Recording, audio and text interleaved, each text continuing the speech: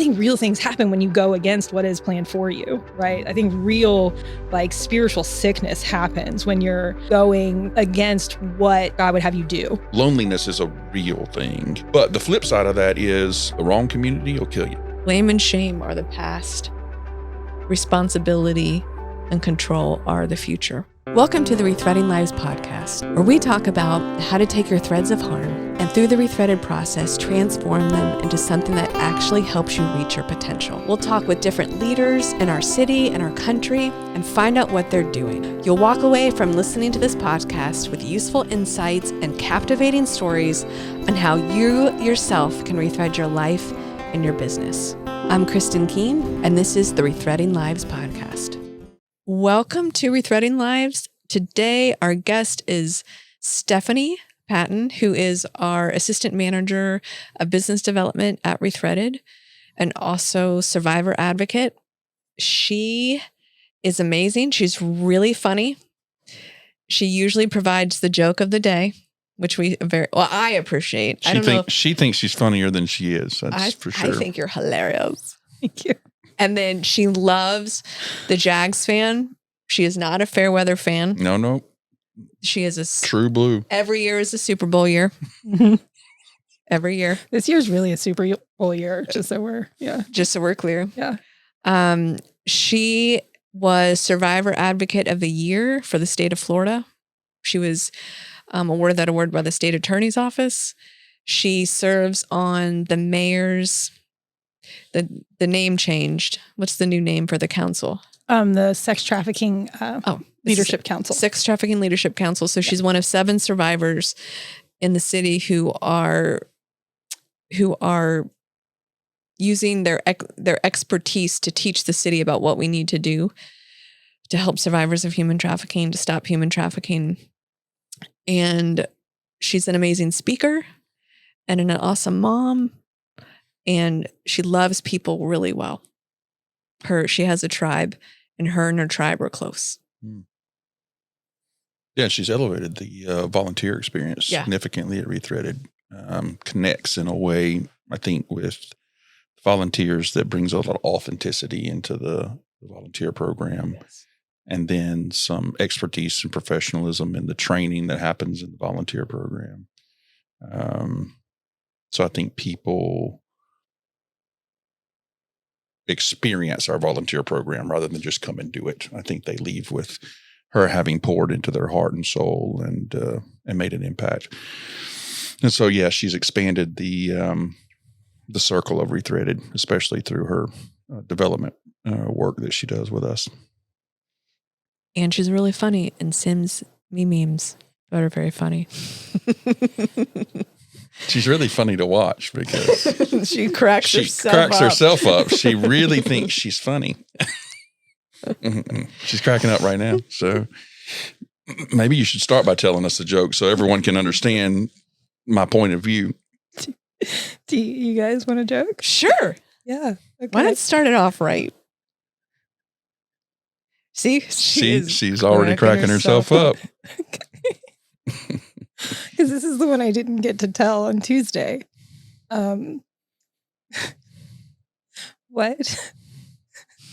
What do you call a beehive that has no exit? Unbelievable. You see what I mean? You can't believe everyone right now is. I had to do 2 laps for that one. There's probably a car that just drove off the Matthews Bridge because of that. That was funny. Mm-hmm. I give you credit. Yeah, that was funny. Okay. So why don't you tell us about where you're at now in your life, Stephanie? I would say my life right now is in a really good place. I'm living, and I have my own house. It took me a long time to get into my own house to be able to be stable enough to provide for myself and both of my kids. So I'm a single mom. So, I'm in my own house. My kids have their own rooms, their own bathroom, which is the best part. So nice. I counted down the days to them having their own bathroom. And so, I'm in my own house with my kids. They just got into a new school that is really great for them. And so I think that this year is going to be a great year for them. And it's a place that's going to help them be more successful. So I think my kids are really happy, which helps me be happier. Because they just had such a great summer. They're 11 and 7, and it's a boy and a girl. And so they fight. Like, I used to describe it to people as two feral cats that found a cat of tuna. That's like how I would describe my kids.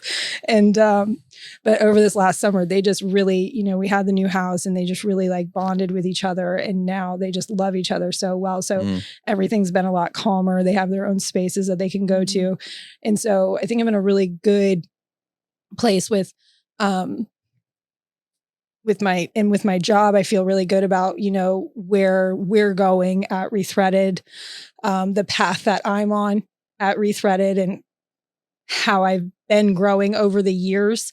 Because I can look back at, my first year at Rethreaded and remember, that it wasn't the best, right? And there's been a lot of growth over the years, and I can see that, and I can see that continuing to happen. So I feel really good about this year and where I'm at in that. And then in my personal life, in my volunteering life, with the Survivor Leadership Council, the Sex Trafficking Leadership Council, we've started meeting regularly, and we've started to really pull together a game plan on the things that we're going to do and where we're headed. And so that feels good that we're making some movement with the things that we can do in the city. And it feels great to be a part of that, because this is my city, right? I grew up here, I'm from here. And the change that I have the opportunity to make is here in my city, in my community. And so I feel really great about the movement that's happening there. And the other organizations that I volunteer with have had a lot of growth over the last 6 months. And so getting to see them grow and getting to see them go into their next season has been really exciting. And getting to be a part of those next seasons has been really exciting. And just been working a lot on my physical wellness. Like, it's all circling around, right? Like, it's all coming around in full circle. And so I would say it's going pretty good. Well, it's cool because you talk about full circle moments. Yeah. So, maybe that's the first one we see in this conversation. But yeah.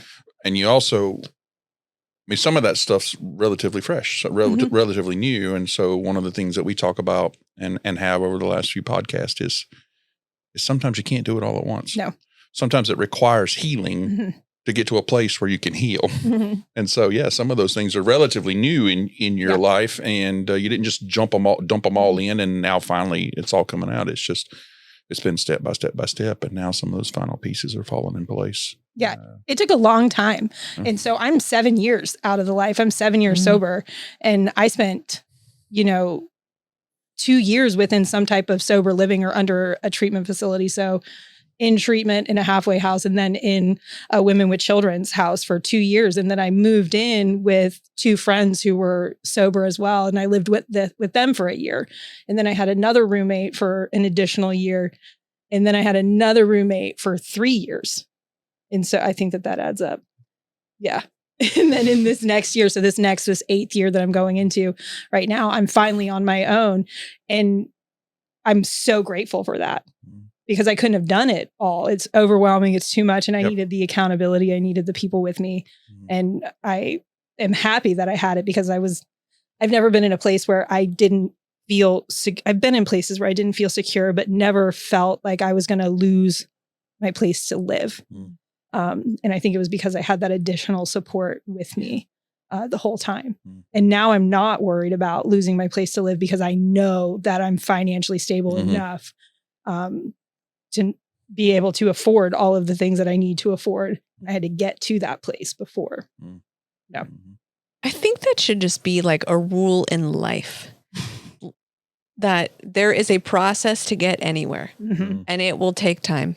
Yeah. I mean, that is it's like a rule of life that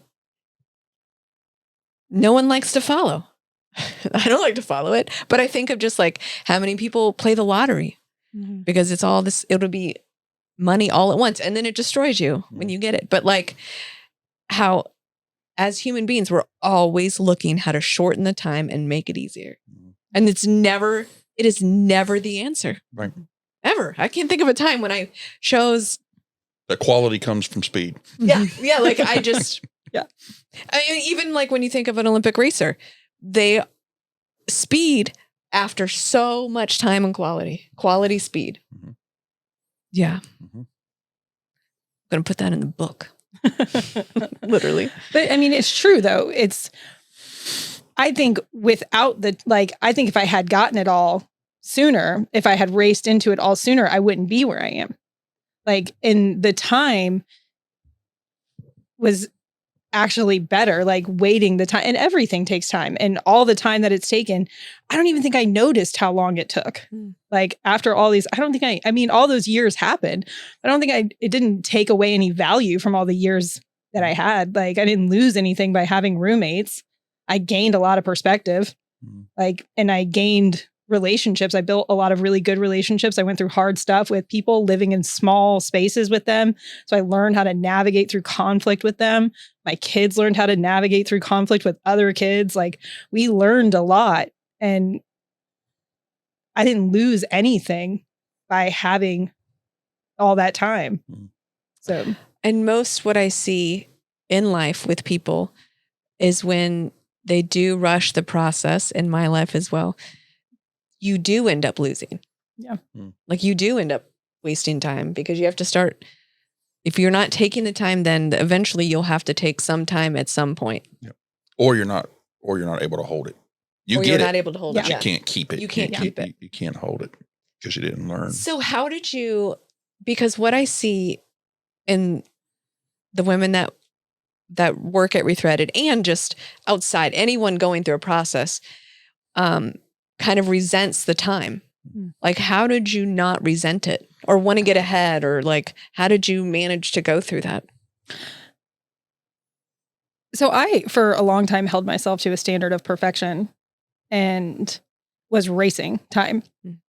And so I did that. And I was angry at myself for not being where I felt like I needed to be, especially in sobriety. I should know this big book back and forth, and I should be sponsoring, 10 girls, and I should be, going to 7 meetings a week and all the fellowship, and I should be doing all of this and parenting and working full time, and I should be doing this with a smile on my face. And because that's what perfect sobriety looks like. And I should be doing it now at 6 months sober.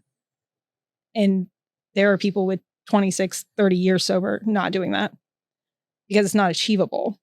And so, but I had this ideal in my head of what perfection looked like. And I had these people in my life that I saw that were doing the things, that had the capacity to do the things. And I was trying to be those people, right? Like I, had one friend, and she would do, 7 meetings a week, and she would do all of the fellowship, and she would sponsor all the girls. She was also married for 40 years and semi-retired. Like she was not, and she had 15 years sobriety. Like there were reasons why she was able to do all those things. But me, with my 6 month sobriety, my kid, nope, I didn't have a car. And I was like, how I need to do all of these things. And so for a long time, I did put some standards on myself to be able to achieve those things. And I would have to say, and I said, there was a lot of things I said I wouldn't do. There's a lot of things I said I wouldn't do that maybe my friends were doing. And I I was a little judgmental about the decisions that they were making and the situations that they were getting themselves into. And then I got myself into one of those situations. And then I gained some new perspective. And then I got humbled a little bit. And I was like, oh man, this isn't what you need to be doing. And from that moment on, and this was back in 2020. So this was even, this was this has been a long process of learning and growing and changing. And it was back in 2020, and I learned this, and I was like, you don't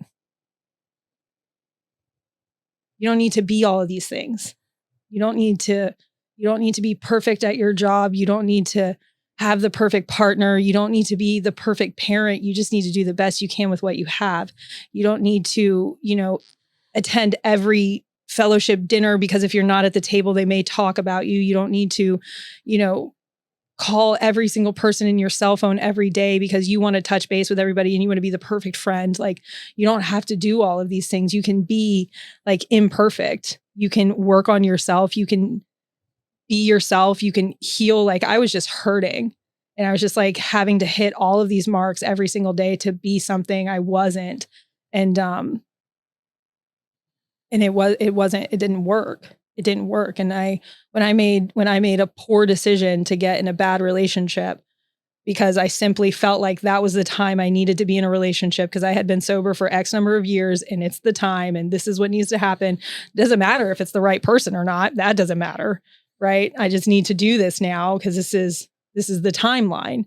And, I had been real judgmental about a friend of mine who had been in a really bad relationship back and forth for years. And when mine went south, I ate a lot of my own words.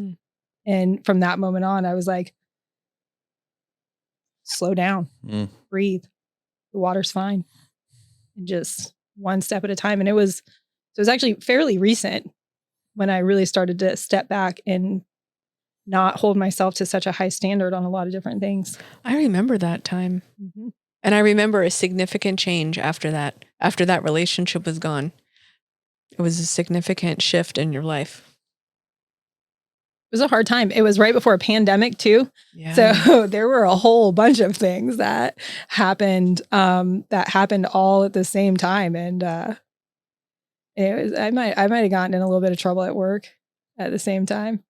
And I might have had a meeting or two that again said, hey, we're seeing you and what's going on. Did the pandemic slow you down? Just because you couldn't for a while, or did everything else just keep all these other things that you're involved in? Did they just keep going during the pandemic, or the pandemic threw me off? So I'm an extroverted person, and I'm also like diagnosed bipolar manic. So I'm like high energy all the time, and so the pandemic actually messed me up a little bit. Because you had to be at home. Like we were making mess, but you were at home with your children in a very small space. And I remember at one point you were like, if you can get childcare on Saturdays, you can come in and we'll show you how to sew masks. And I was like, we're going to lose a lot more because I need to talk to people. And it was actually, and so I was at home all the time. And, but there was one person who runs one of the local halfway houses. And so all of the meeting houses shut down, all of the halfway houses shut down. So there were no in-person meetings. All the meetings were Zoom, and I like need social interaction and I just thrive with it. And he would let me come to their house meetings. Yeah. And there were 60 of them in one house. And I was like, I don't care. COVID schmovid. I'm going because I need this. And he knew I needed that. And he let me come in there, even though I was somebody that would potentially be exposing his house. And again, he had 60 people in one house. And he let me come in there. And that helped me a little bit in that whole time and space. But I remember when you guys let us come back to work, the second the daycares opened up, I was like, I'm dropping my kids off right now. I'll be there. It's 7 p.m. I don't care. They're coming now. I think so many people relate to that, your story. Yeah. It's time. It was good for me though, because it was right at the same time that I was getting out of that relationship and I was moving into a roommate situation. And I just needed it because I had been really headstrong in leaving that relationship. And I was like, and I still had to live with that person for 6 weeks after breaking it off. And I was very adamant about, I just got to finish out this lease because my name's on it. And so it was in a way, it was good for me, but it was also really bad for my mental health. And, but it did keep me in one spot rather than I probably could have gotten into some shenanigans. So when I look back on your life, Stephanie, no, but I just want to ask a question here because vision is one of the elements of healing, the Rethreaded process. And there was some kind of shift in you around that time where you started to like I feel like you started to envision your life differently. Mm-hmm. Like you started to like trust God, and you're just like, I know I'm going to get a car. Yeah. I mean, and just like there was like a shift in you. Like what happened there? I don't know if is it a new vision? Was it a new purpose? Like, how did that get? Yeah. So and the whole thing kind of intertwines with me with my whole healing journey, like really began with sobriety, and it really began, and that's where I began my relationship with God. And that's where, all of those things like started in my whole healing process. And it got deeper and deeper as I got further along. But in that moment I think real things happen when you go against what is planned for you, right? I think real like spiritual sickness happens when you're going against what, God would have you do. And I mean, at least for me and in my life. And, for this entire year that I'm in this relationship, I am going against what God would have me do. And I can feel it. I can feel the conviction in me. And I know that I'm simply doing this and being in this space to fill a void that I am not filling with him, that I am not allowing God to be in, and I'm not allowing him to fill that space. And I'm like, oh, you can't fill it. I'm going to fill it from an outside source. And I'm just completely cutting myself off. And it was because of I think we're built to be in community. And for me at that moment in time, I'm holding myself to this standard of timeline, right? I'm X number of years sober. It's time for me to get in a relationship. It's time for me to start looking at getting married. Like I'm holding myself to this timeline again. And so I'm seeking out whatever relationship is in front of me. Not the right relationship, not being patient, not waiting for the time, but I'm seeking out whatever relationship in front of me because it's time and it's going to fill this next void in my life. And when I'm in that relationship and I'm doing what I know I shouldn't be doing, and I'm feeling the conviction of that, I cut myself off from this just communication that I had been having with God leading up to that, right? I had like this clear communication with God, and he'd, lead me and guide me in whatever direction I needed to go because I was trusting and relying upon him to tell me where to go. And so once I got into that relationship, it was just cut off. And at some point, I was just sick spiritually. I've been really, really blessed with some great friends, and I have incredible relationships with those friends. And I had stopped, they hated them, and I trust and respect their opinions very much. But I had dug myself into a little bit of hole at that point. So I'm trying to backpedal, but like I had lost this consistent communication that I had with those friends. Like I wasn't going to my meetings. I wasn't fellowshipping the way I had before. Like I just wasn't participating in life the way I always had. And I was just in this relationship and just cut off from God that I had built this deep and meaningful and fruitful relationship with. And I had just cut myself off from it. And I cut myself off from everybody around me. And at one point I just felt that. And I was like, you can't do this. And trying to like navigate through how to get out of that situation was where it really got hard. And I would listen to that song by Kristin DeMarco, the Take Courage. And I would listen to that song every day. And it was like, and I played the short version for you guys at Diva, but there's like a 12-minute version that will take you out. It would take me out in the car. And I would just weep, and I would just listen to this song, and I would just wait to open up the phone line again, right? Like waiting for your call. Like but I'm just in this waiting space, and I'm just waiting for his call. And eventually one day he just gave me the courage to take the step, and I did. And I held fast in it, and I held strong in it. And once I took the step, I just felt filled with this power to keep moving and to keep going. And all the pieces fell into place. Everything. And it's not been smooth sailing since, but everything has felt good. All right. So there's a couple of things that you said in there that I think are significant and could bear reinforcement. And, I think a lot of people find it easy to look at somebody and go, why are they with this person and that sort of thing. But if they're really honest with themselves, the desire for community is embedded in us deeply. Loneliness is a real thing. But the flip side of that is the wrong community will kill you. Mm-hmm. The wrong community will kill you. Yep.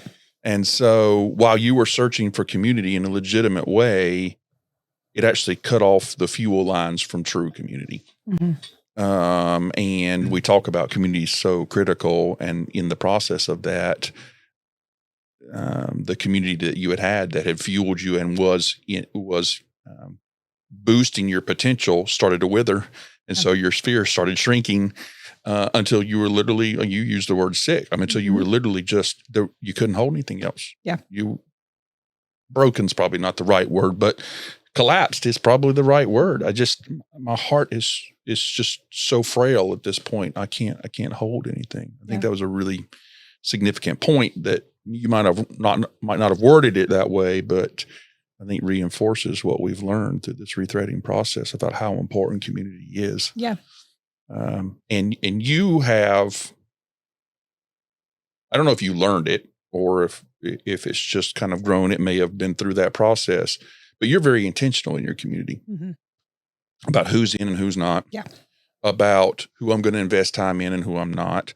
And that sounds rude, but it's necessary. Intentionality goes all the way through the rethreading process. There has to be purposeful use of time. And that's where I'm kind of going with this conversation with the community of you have limited time and you're very intentional about how you're going to engage in community and build community instead of chasing the ideal that you used to chase. If I got to do it all, I got to say yes to everything. Somehow over time, and maybe it was through this process, you've become very intentional. So you build community intentionally with time and energy used exactly the way you want to use it. Yeah. And I think that's maybe you could share how you came across that or how you learned it, or maybe it's just the way you fell into it, but it's the difference between, I think, how you do community and how even a lot of the ladies at work.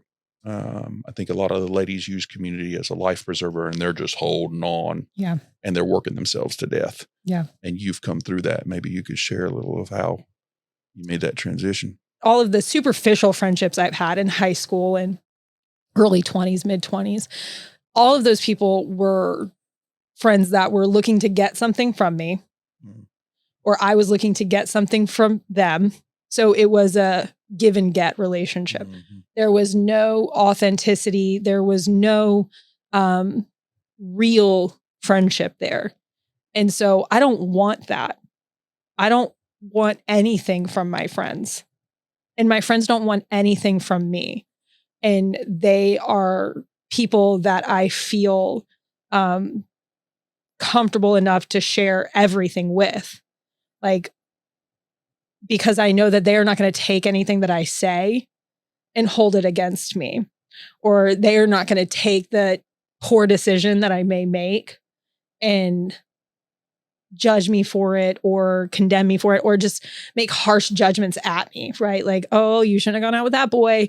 I knew you were going to do this again. Or they'll just hear me and they'll hold that with me. And I feel like those are the types of friendships and relationships I want.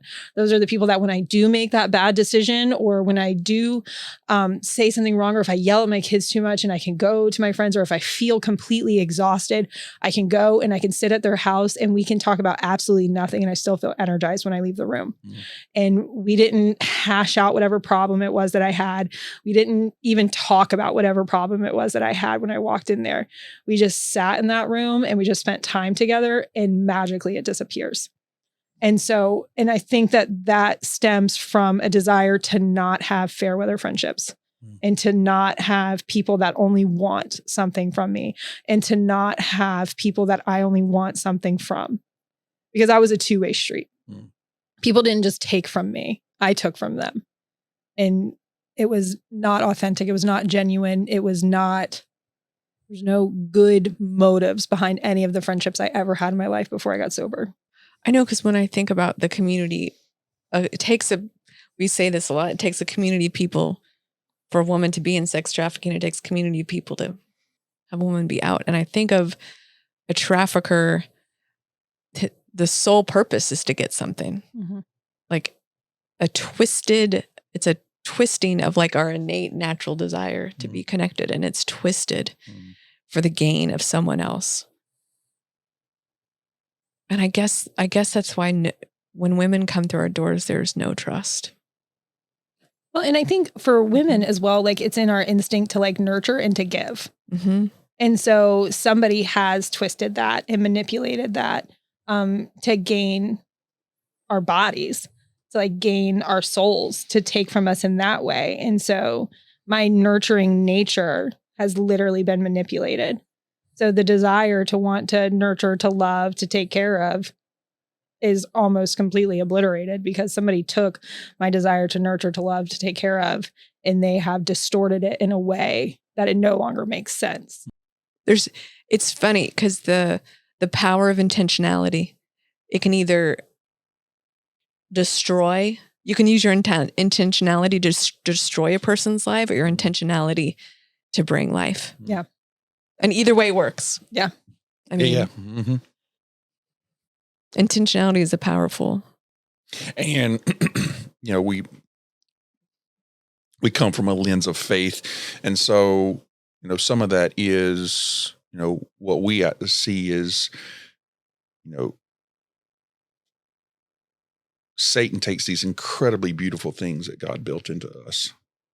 And those are the things that he pollutes. Mm-hmm. I mean, you're talking about nurturing and loving and caring. I mean, the most beautiful things, purpose and vision, and then it gets flipped into the worst possible thing to hurt other humans and that sort of thing, and it just destroys, at a elemental level. Mm-hmm. It destroys. Yeah. Not just makes it bad, not just turns it just takes the most beautiful things, and flips them upside down. I mean, trafficking is maybe the most vivid image of taking the most beautiful things and using them for the worst evil we can possibly conceive of. And conceive is like even a stretch, right? Because some of those things are unimaginable. And I think about it, and I'm thinking about like it even takes me back to like the idea of like getting in this relationship and getting this bad relationship, and how not good at relationships I have been after leaving the life, because that nurturing, that loving, that giving piece of me was so twisted that I just don't know how to. And I think that that's the truth for a lot of women who are coming out of it. I don't know how to trust you. I don't know how to love you. I don't know how to care for you. I don't know how to give to you. And I think that is across the board with family, with children, with friends, and especially in partnerships, because that relationship as a whole is distorted. But it's so mixed up that it's just, you don't know how to. Or maybe you did know how to, but it's just completely reworked. You're rewiring your entire brain. Which is why you have to have community to learn it. Yeah. I mean, I learned so much from my community. Yeah. Like we were talking the other day, both of us have married friends that I like to be around my married friends because they model this marriage. And I'm like, wow, okay, that's how it works. Okay. I see it. And you need time. I need time. I mean, how many ladies do we see just jump from one to the next, to the next, to the next, to the next? They're still not learning because it's just one bad experience after another after another. They need time. The heart has to heal. And community can't do its work immediately. Community's going to take some time Because to help a person, they got to be open. They got to be able to feel safe again. And I don't know how long that takes. I mean, a long time. It took me years to even begin to acknowledge that work needed to happen. So gotta heal to heal. Gotta heal to heal. Isn't that weird? And I didn't even know how messed up I was until I found myself in that messed up situation. Mm-hmm. And once it all started to unravel and I started to realize it. And one thing that I think has been so important because I'm on this whole empowered dating, right? I've been dating super empowered and sometimes a little too empowered. And I'll shoot something down so quickly because it's just no. But I'm able to say no, not out of, and I don't do things out of obligation anymore because I'll feel obligated to text this person back or to go on this date. No, I don't feel obligated. But one of the things that has brought me to this place, and this is in all relationships, is that I actually don't need to be validated by anybody. And learning what my true identity in Christ is and what he says that I am, and embedding that in my heart is what has allowed me to say not acceptable, or that's going to be a no, or this is a yes, because I can feel and I understand and I know my value and my worth as a friend, as a parent, as a partner, as a daughter. Like, I know my value, my worth as a human being. And I know my value, my worth as who God says I am. And that was, again, something that getting it from the heart, or from the head to the heart, is probably the hardest place, because we talk about it, right? We talk about it a lot. And we talk about knowing who you are. And I hear a lot of ladies say, I know who I am. And I'm like, but do you know? Because I see you. Do you know? Maybe here. Yeah. Maybe. Or they know who they're supposed to be. Maybe they've got that knowledge. I think you just said something, scripture talks about let your yes be yes and your no be no. But until you can stand, until I know who I am and I can stand and just stand in it, even if it's uncomfortable, and even if you disagree with me, and even if I can just stand, I'm immovable, but not obstinate, just immovable. Yeah. Then your yes has power, because when you say yes, it's not from a place of, I feel like I have to. It's a place of willingness, a place of choice and power. And when I say no, there's no more discussion to be had about it. It's from the same place of power. But it requires the strength to stand. Our old marketing director said something really powerful one time. And she said something about letting your yes be your yes and your no be your no. And when you are firm in that, people don't question where they stand with you. And you don't leave people in this place of not understanding or wondering. It's just a yes. It's just a no. And this is it. And we did a lot of devotionals on boundaries, a lot. Nikki, this is where you begin, this is where I end, or, just like understanding boundaries. And boundaries are super important in relationships. Like, is that where you started saying no to tubing trips? Yeah. I hate the springs. I hate the springs. I don't like being trapped. Once you're in there, you're in there. In the tube? You can't get out of the tube, or the spring? What are we talking about? I'm stuck in this tube. I can't get out. That sounds like a terrifying problem. It is. It's difficult for me to get in and out of the tube while I'm in the water as well. But once you're in the springs, you're in there. You're in there for the whole ride around the spring. Yeah, for like 3 hours. I don't want anything to do with that. There's gators in there. I don't want anything to do with that. No, so that's when you knew you started healing, when you were like, saying no to the springs. Well, and just saying no in general, and not feeling like I had to follow it up with an explanation, and not feeling bad or feeling guilty about saying it, and just saying yes and feeling okay about my yes. and not feeling like, oh God, I'm doing this again, or, oh God, I have to pick that girl up, or I have to go to this meeting, or I have to do this. Like letting my yes be my yes and my no be my no, and feeling good and confident in those choices. And those are the things I want to do, not. And then life has joy. Mm-hmm. When we talked with Lisa on the podcast a few weeks back, we spent a lot of time talking about joy, but when you go to pick up a girl because you have to, Mm-hmm. some of your life is going by and you're not having a whole lot of fun. Mm-hmm. But when you say yes, that same amount of life is going by, but now there's some joy in it. There's purpose in it. Yeah. Yeah. It doesn't feel like time wasted. Mm-hmm. It doesn't feel like time lost. Mm-hmm. It feels less sacrifice, more investment. Mm-hmm. Yeah. Yeah. Yeah. More intentional. Mm-hmm. So one time, Stephanie, you said, when we were having the conversation about healing, you said something that I now put in my training on the Rethreaded process, and it's trauma is not my crutch. Mm. Yeah. Can you kind of give the background about where that came from and what that means, and kind of, and then we'll relate it back to the Rethreaded process. Yeah. And I just actually saw something else about this earlier. Another friend of mine, she's an advocate out in Washington, and she had made a whole post about it. And she was like, she talked about how when your traumatic experiences start to cause me trauma, that's when we have an issue. And I've experienced these things. These things have happened to me. But because I have experienced these things does not give me the right to have bad behavior. It doesn't give me the right to cause harm to somebody else. It doesn't give me the right to go around and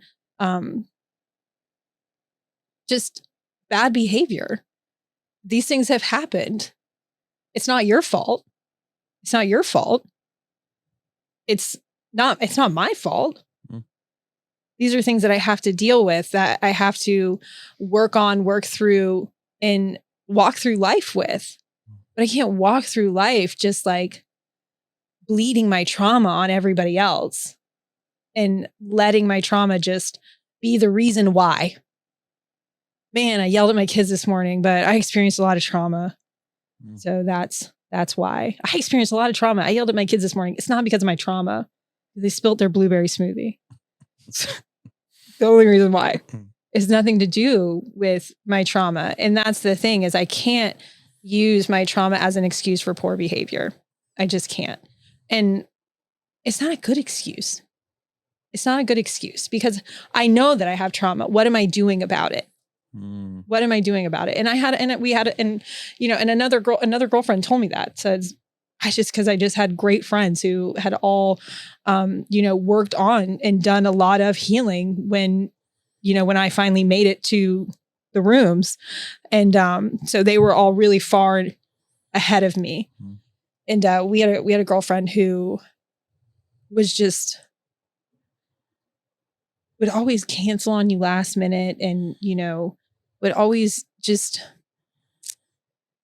just not a good friend. She was just not a good friend.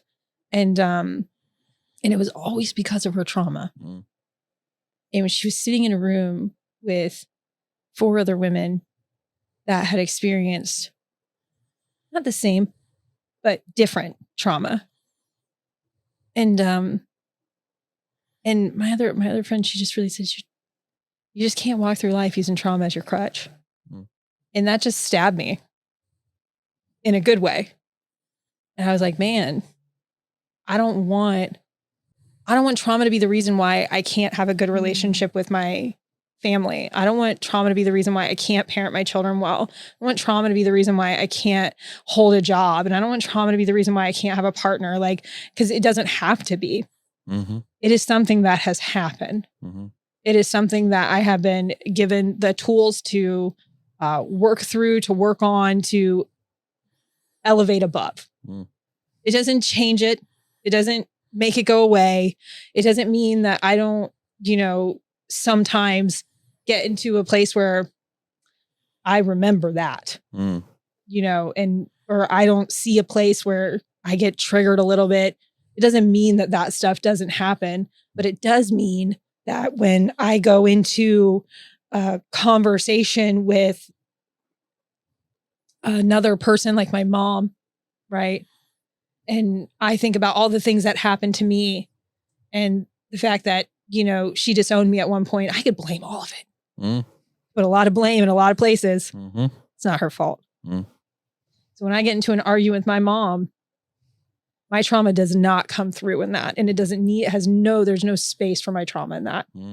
This is just me and my mom having our argument. We don't really have arguments, but hypothetically, if this was to happen, this would be, but there's a lot of space for me to blame other people, but there's no need for it. We talked about this a little bit, but what is, it legitimately happened to you.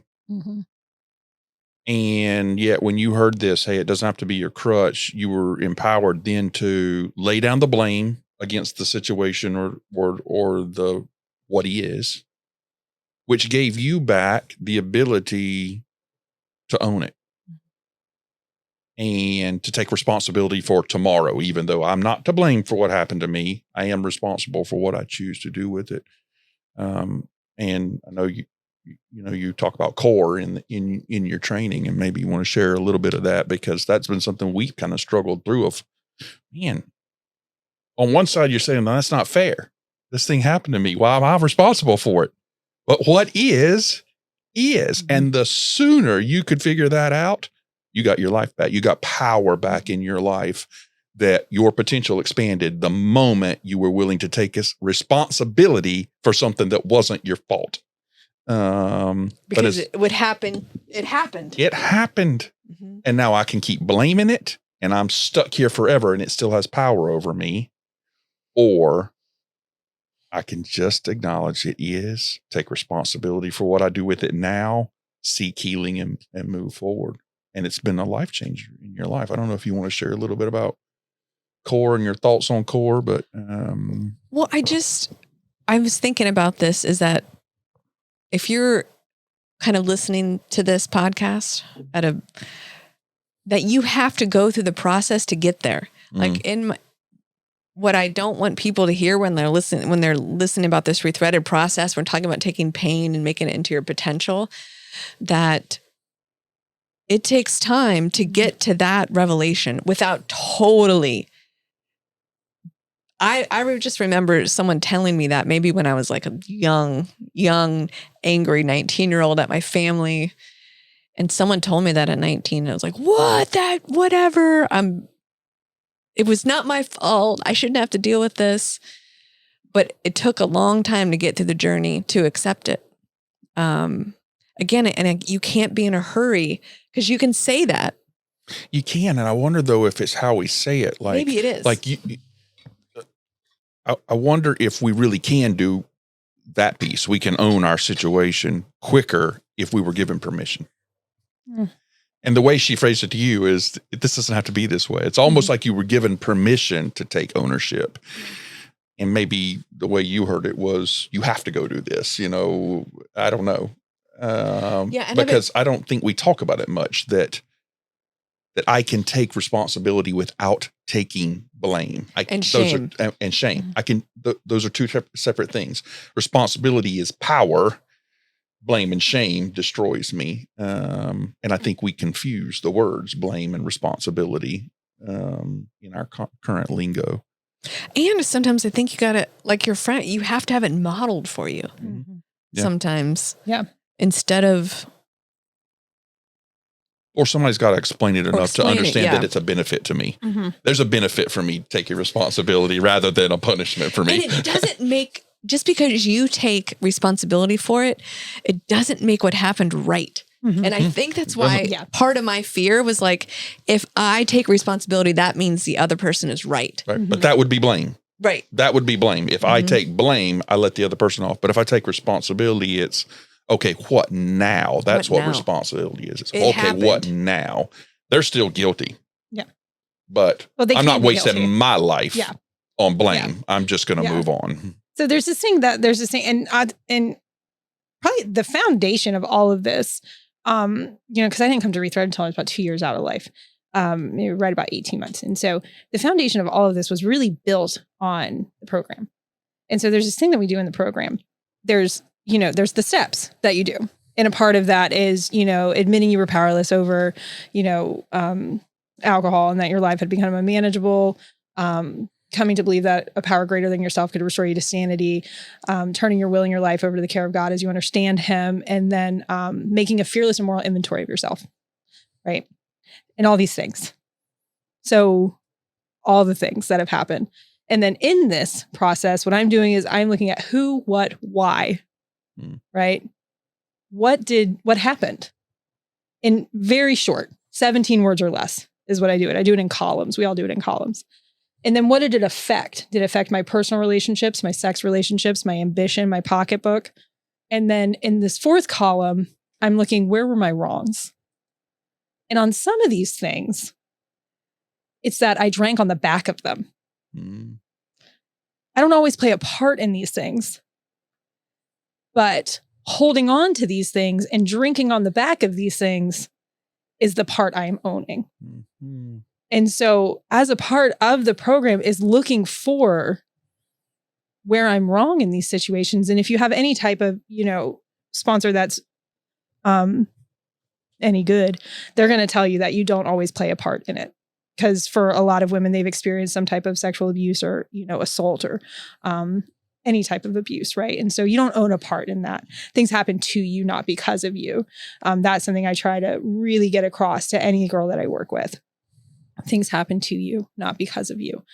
But it is my responsibility to move forward. It is my responsibility to move forward. I can either drink on the back of that for the rest of my life, this one situation, or I can keep it moving. Which reduces your potential and therefore gives that situation more power over the whole rest of your life. It will consume me. The it longer will cut me off.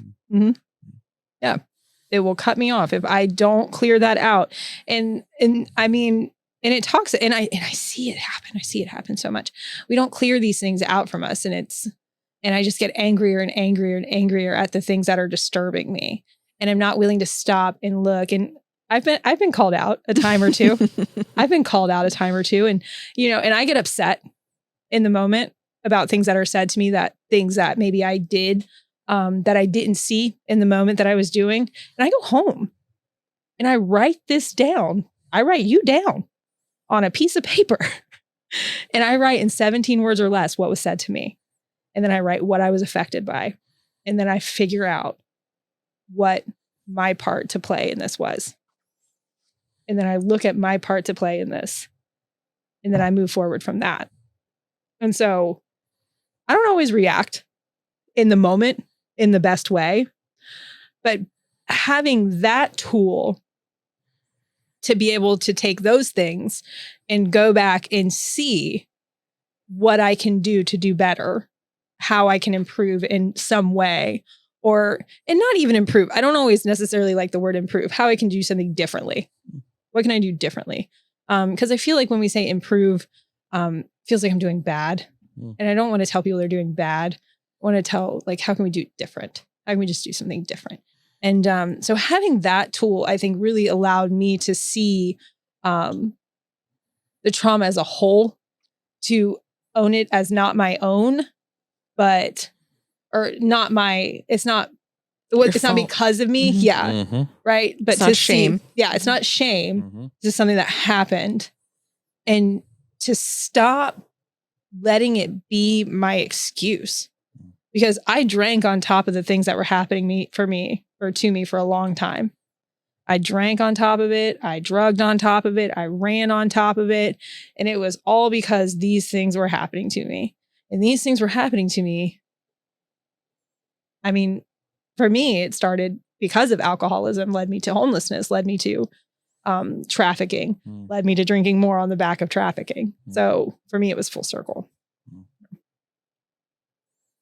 And blame and shame, I think you said this to me, Jason. Blame and shame are the past. Responsibility and control are the future. Yep. And when you heal, it means that you determine the story of your thread. You can determine the next chapter. Right. Maybe that the past chapter was written for you, but this future chapter you're going to write. I don't know if that's the perfect analogy, but so when you were in the darkest part, what where you didn't know this yet? Like we didn't know about blame and shame and trauma and PTSD and all this stuff. What started the forward journey for you? Couple things. There was a couple things. First, the drugs and alcohol weren't working anymore. Nothing. I had a son who lived with his dad that I hadn't seen in, a few years. My family had disowned me. I had a daughter who was, I had given birth to a daughter while I was living in the streets, and she was in the NICU in the hospital getting ready to go into foster care, and nothing was blocking that out anymore. So this was all at the forefront of my mind constantly. And I ran into a girl off of Main Street, and she was sitting outside of a convenience store, and I picked her up because it was getting dark and she was pretty young and she was like really upset. So I picked her up and she came back to my hotel room and we were just hanging out, and she was telling me that she had just left Gateway Treatment Facility. They wouldn't let her see her baby. And so she left. And I had heard of Gateway one time before, like 3 years prior. I'd gone there for detox 3 days and then left and hadn't been back since. And something about her saying that just triggered something in my mind. And I didn't think about it again for a while. But so about a month later, I was having just this horrible day. I was having a horrible day. Most days were horrible, right? But this one was just incredibly bad. And my sugar daddy, just call it what it is, he had picked me up and he had taken me to get something to eat. And in the parking lot, and we go in, and I was just really mean to the people that were working. I was really mean, and it was uncalled for. This person was obviously having her bad day, and I was having a bad day, and I was really mean. And so I went back out, and I had like this like red box, like free movie gift card or something. I went back in and I gave her this gift card, and I said, "I'm sorry, I was being mean. Get a movie, get some popcorn. I hope you have a better night." And I went back out, and this was the first time I had no like relationship with God. I'd never known God. My family just wasn't, we weren't anti-God or anything. We just didn't go to church. And I just, in that moment, I threw my hands in the air and I said, "Man, if you don't have something better for me, then this is just cruel. You are just being cruel." And I got back in the car and I went back to the hotel, and there was a girl in another room next door because there are blocks of girls.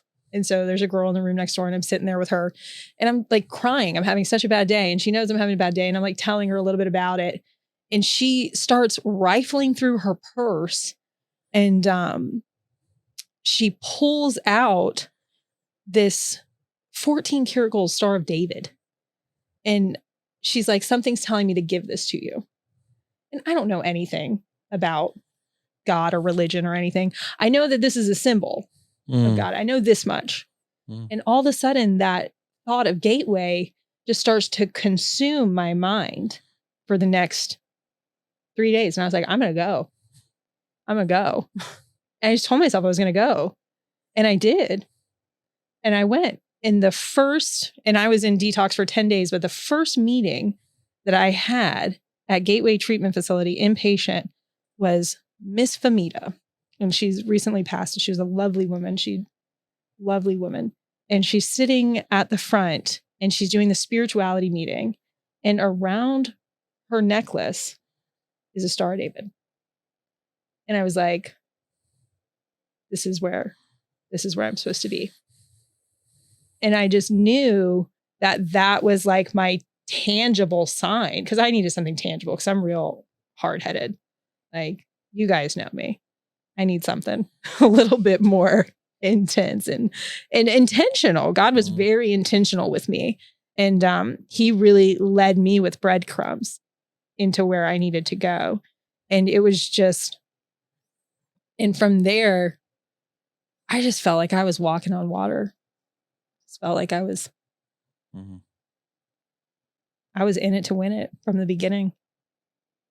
And it's been hard though. It's been hard because I hear you talking about people are going to hear this and, you know, think that, you know, this is like this easy process, or they, you know, it is still painful. It is still hard because every season offers something new. And I think about it. And so the mosaic, right? And it's got the little cracks in the glass on the, and that's really the blossom side is where there's all those cracks, but you have all the little new nuggets that Kate's been coming out and putting on it. And it showed like you can be thriving and healing at the same time. The paradox. Yeah. Paradox. Yeah. And that mural is ever evolving because it just continues to get these new little nuggets on it. Yeah. For everybody's listening, Stephanie's talking about the mural that we have on the campus at Rethreaded that tells the journey from darkness to light that a survivor goes through. And it was perfect when it was created, but now it's living. Mm-hmm. And so age occurs, and Kate, one of the designers, still comes out and loves and cares for it. And it's as beautiful today as it was the first day, but it's getting more and more personality. Even more beautiful. I love it. It was, and I'm just like, and I talk about it now in my tour, and I'm like, you wouldn't know that was there unless I told you. Just like you don't know the things inside of me that are broken and healing unless I tell you. And it just, that mural just continues to speak to me in a different way. Every time I go out there and I look at it and I just see these new little nuggets on it, and it grows with us. And I just, so somebody can come and listen to this podcast at any stage of their journey and know it's going to be hard. It's going to be hard. It's going to be painful. It's going to suck. It's not easy. It will test you and you will fail. I will fail. I fail sometimes, right? But there's resiliency. There is getting back up again. Like, I do not do things well all the time. I have to redo things sometimes, and I can ask for a redo. And that's okay, right? I think maybe not fail is probably not like the best word, but like, I will not always do things right. And I will not always be perfect. And that is so okay, because I just can take it as a new opportunity to learn how to do things differently, do it a little bit better, do it a little bit differently. No, I mean, I struggle a lot with perfection. So the perfection is, if perfection's your goal, and then blame and shame come in, anxiety. I mean, it's just all, it's all close. Yeah. And when you can find relief from that and be able to hold the paradox of thriving and healing in the same, that's healing. Yeah. I mean, that's what I feel like it is part of being fully human. But that's what expanding your potential does. It opens it up so you can hold. There's space. There's space for both. I can still have this life full of joy and stuff. But there's still some stuff in there that I'm healing. And so, but it's big enough to hold it all now. And I don't have to stop life to go heal. Yeah. I can just keep on living, keep on enjoying my life, keep on growing, and let the healing come intentionally as I move along. I mean, it's specifically from like you and Shirley, when you talk about healing with your family, and when you talk about like this Christmas, my brother texted me this, the next Christmas, it had 2 words. The next Christmas, it had 4. And your ability to stay in that discomfort was so convicting. How did you stay in the hardest things? So I'm going to give context, I guess, for this is that part of what I watch women who have gone through human trafficking is on the other side, they're dealing with the trauma from trafficking, but then they're also rebuilding their lives, which means rebuilding their family relationships, which often was a result of being in trafficking and being pulled out of life. Mm-hmm. So then you're left with the trauma. Your responsibility then becomes to build relationships with your family. Yeah. Even though this thing did not happen to you, like to accept the responsibility that I will rebuild this. Yeah. And take time. Yeah. That was probably, that was the most difficult and most beautiful thing I've ever experienced in my life. And probably something that has, at this moment, I can say, has solidified my faith in the way that whole thing came to fruition. Because I remember my brother hadn't talked to me for years before I got sober. It had been maybe 3 years before, and then I got sober. And I remember specifically meeting with my mom and my mom telling me that my brother had said, well, I don't care if she gets 365 days. I'm not going to talk to her because I got like 30 days or something like that. And I was so thrilled about it. And he was like, well, I don't care if she gets 365 days. And that was a goal for me. I was like, 366 and that's going to be it. And that year came and went and nothing. And I got to that process of like making amends and stuff. And he didn't want anything to do with it. And he would read my messages and he wouldn't reply and to my attempts to make amends. And it was birthday. It was his birthday. I would send him, happy birthday, Joshua. And he would say, thanks. Thank you. Thank you, Stephanie. And it was like years. But I remember I was leaving. God has spoken to me very tangibly a couple of times. And I was leaving Thanksgiving dinner. And he wasn't there again. And this was, I was living with Tamara and Christopher. So I was about 2.5, 3 years sober. And I'm leaving Thanksgiving dinner and he wasn't there again. And, he still hasn't talked to me. And we're coming up on about 5 years since I'd talked to him. He's my only brother. So it was just me, him, and my mom growing up my whole life. And so, and I'm in the car and I'm almost home and the song, Good, Good Father comes on. Mm-hmm. And right at the part where he says, I've heard 1,000 stories of what they think you're like. This picture in my head of one of my friends. It was one of my male friends just pops into my head. And God just told me, I have given you a brother sufficient enough. Mm. And I just wept.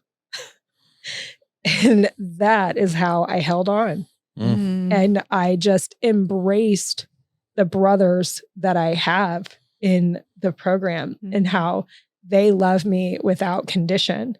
And those years they went by and I just continued to reach out and do my best. And when he started to get really sick, I was actually on my way to go see Elevation Worship in Orlando. And my mom calls me and she tells me how sick he is and that she had just seen him and, all the things. And she was like, we got to do something. And in that moment, I was like, it's my time to shine, right? Like I can call Christopher and I can get him insurance and I can, get him the things that he needs so he can get to the doctor, so he can start taking care of this, so he can get better. And I can pay for the insurance and he needs money and I can supplement his income. Like I can do these things, right? I can do these things. I can help him and then he'll have to talk to me. Right. And I was just like, and I knew this was my moment. and I was going to do that. And I got to that concert and they're playing the song Graves into Gardens. And in the song, it says, and the Lord just speaks to me through worship. And this is just how he seems to get to me, which is fine, right? Like, I'll take it because this is where I hear. And it says, he's the only one who can. And he says it over and over again. And I was like, man, I need to just serve him as my brother in Christ and not as my brother, and not serving him to receive, but serving him because he's in need. And so got him the insurance, and I would, I'd give my mom the money. She would give it to my brother, and it has nothing to do with me. I'm like, don't tell him it's from me, because he's not going to want it if it's from me.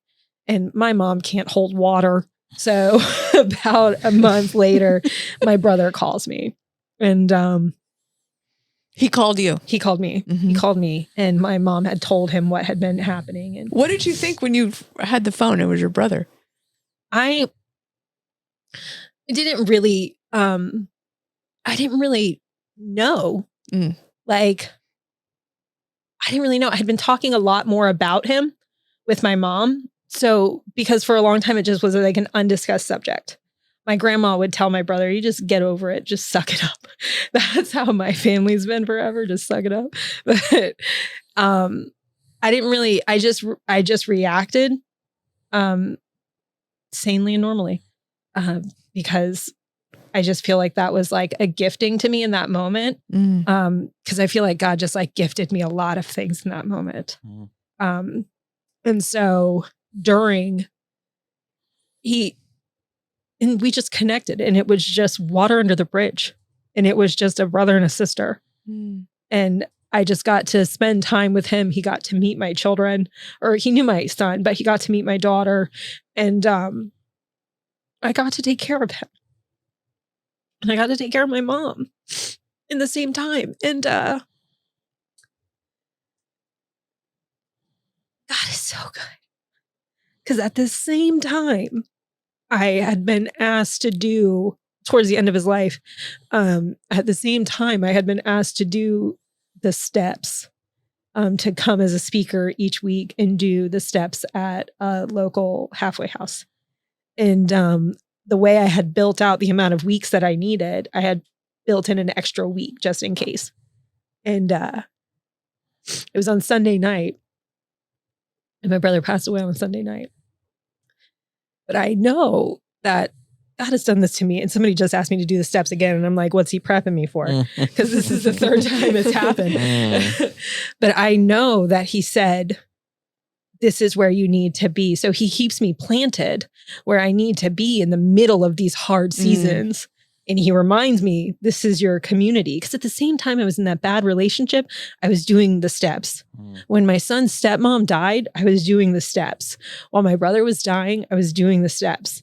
Because I had somewhere I had to be, and people were relying on me to be there. Because again, this is something I can drink on the back of.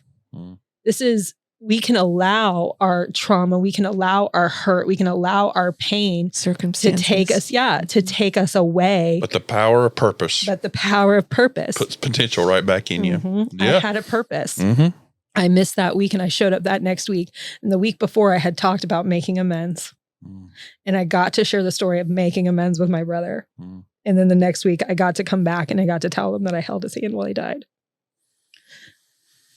The most beautiful thing that's ever happened in my life. And it will really just, if you go in and you just walk with intentionality, with purpose, with a true desire to do right to the best of your ability, because I am human and I am fallible always. The provisions are great. And God has been so good to me with everything that he has gifted me. My relationships with my friends, my relationships with my family, my job, my volunteer work, all of these things are just gifts. They're just rewards. And who am I to be rewarded? A person like me? I don't deserve any of these things. And just the more I get to just like pour into this place and get to pour into this city, and I get to be in this community and be a part of this rethreading process. Thanks, Jason. The more I get to be a part of this and I get to see this happening in the lives of the people around me, like the more I believe in it. And it's a beautiful thing. Well, at the end, we usually have our guests share a message for the people that are listening. Like what do you want to tell them? Mm-hmm. I think something that I had to learn after all of these things. You are enough. You are not too much. You are the right amount for the perfect person. And that is all. Mm. I wore a ring on my finger for a year that said, you are enough.